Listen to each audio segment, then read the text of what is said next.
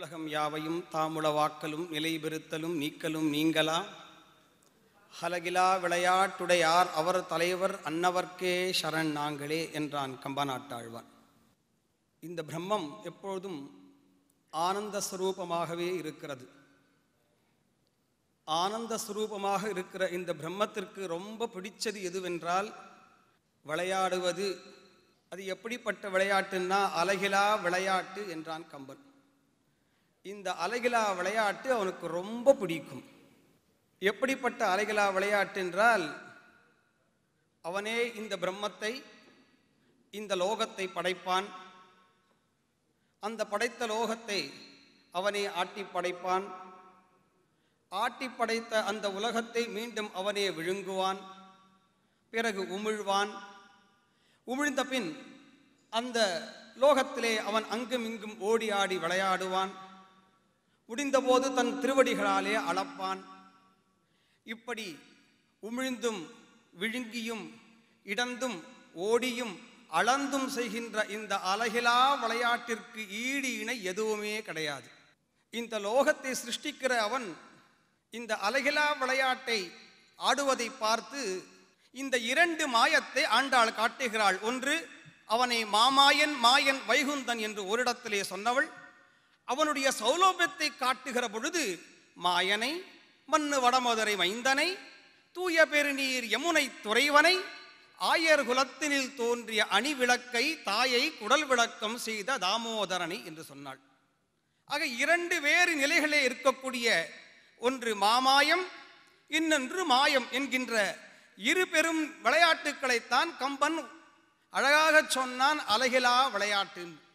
இந்த இரு பெரும் விளையாட்டுக்களை குறிப்பிட வேண்டுமென்றால் இரண்டு இலைகளின் மூலமாக நாம் குறிப்பிடலாம். இரண்டு இலைகள் அதற்கு அடையாள சின்னமாக இருக்கிறது. ஒன்று பிரளயத்தோடே தொடர்புடையது, இன்னொன்று பூமியோடே தொடர்புடையது. ஒன்று ஞானத்தினுடைய அடையாளம், இன்னொன்று பக்தியினுடைய பரிமாணம். ஒன்று பகவானோடே சம்பந்தப்பட்டது, இன்னொன்று பிராட்டியோடே சம்பந்தப்பட்டது. ஒன்று அவனை பாரமாக தாங்குகிறது, இன்னொன்று அவனுக்கு ஹாரமாக இருக்கிறது. ஒன்று வேத ஸ்வரூபம், இன்னொன்று தோத்திர ரூபம். ஒன்று மரம், ஒன்று செடி, ஒன்று நிழல் தருவது, ஒன்று நிழலை சார்ந்து வாழ்வது. ஒன்று அவனுக்கு தொட்டிலாக இருப்பது, இன்னொன்று தொட்டியிலும் வளர்வது. ஒன்று பரமாத்மா, இன்னொன்று ஜீவாத்மா.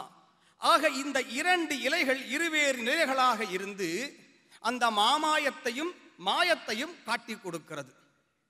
மார்க்கண்டேய மகரிஷி தபஸ் பண்ணுகிறார் சுபத்ரா நதி கரையிலே. இந்த மாய விளையாட்டை புரிந்து கொள்ளணும்னு அவருக்கு ரொம்ப ஆசை. அது என்ன மாய விளையாட்டு, அது என்ன, அது பிரம்மம், அந்த பிரம்மத்தை தெரிஞ்சுக்காம விடப்படாது அப்படின்னு தபஸ் பண்றார். அப்படி தபஸ் பண்ணுகிற பொழுது ஒரு நாள் அந்த சுபத்ரா நதிக்கரையில் இருக்கக்கூடிய அந்த ஆலமரத்தில் நின்று கொண்டிருக்கிறார். அங்கே பார்த்தா ஒரு சின்ன இலை, அந்த இலையில ஏதோ ஒன்று அசைவது போல தெரிந்தது. அசைகிற மாதிரி இருக்கேன்னு கிட்ட போய் பார்ப்போன்னு போறார். பார்த்தா ஒரு குழந்தை ரூபமாக தெரிகிறது அந்த ஆள் இலையில். ஏதோ குழந்தை தூங்குற மாதிரி இருக்கேன்னு பார்த்தா நல்ல கொரட்ட சத்தம், கொர்ரு கொர்ருன்னு கொரட்ட சத்தம் கேட்கறது. அட, இந்த ஒரு ஆளிலேயே ஒரு குழந்தை தூங்குற மாதிரி இருக்கு, கொரட்ட சத்தம் கேட்கறதேன்னு மார்க்கண்டேய மகரிஷி அப்படி கிட்ட போய் பார்க்க போறார். சட்டுன்னு காணாம போயிட்டார்.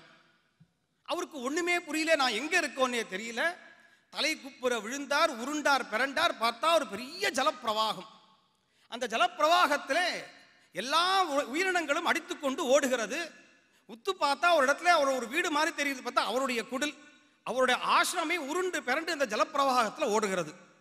உத்து பார்க்கிறார், அதுல யாரோ அவரை மாதிரியே ஒரு தெரிகிறார். பார்த்தா அவரே தெரிகிறார். அவரே உருண்டு பிறண்டு அந்த ஜலப்பிரவாகத்திலே அந்த பிரளய காலத்திலே அவர் இருக்கிறார். அவருக்கு ஒண்ணுமே புரியல. பகவானே, இது எனக்கு என்ன லீலை, இது எனக்கு ஒன்றும் புரியலையேன்னு ஒரு நிமிஷம் நினைக்கிறார். அடுத்த நிமிஷம் தொப்புன்னு வந்து வெளில விழறார்.